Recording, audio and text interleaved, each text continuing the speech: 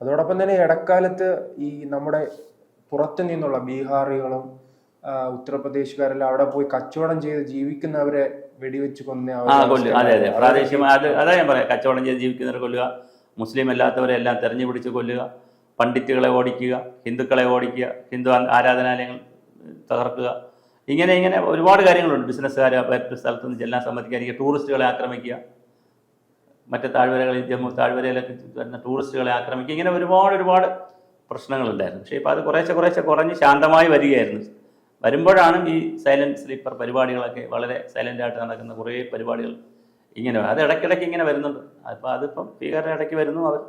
അപ്പോൾ അതിൻ്റെ അർത്ഥം എന്താണ്? അവിടെ ഇപ്പോഴും ഒരു അശാന്തമായ തീരമാക്കാൻ, താവളമാക്കാനുള്ള ശക്തികൾ ഇപ്പോഴും എന്ത് ചെയ്യുന്നു, അവിടെ ഉണ്ട് എന്നാണ് നമ്മളെ ബോധ്യപ്പെടുത്തുന്നത് ആണല്ലോ. അതോടൊപ്പം തന്നെ ഈ സർക്കാർ വന്നതിന് ശേഷം നിയമസഭയിൽ സമ്മേളനം ഉണ്ടായിരുന്നു.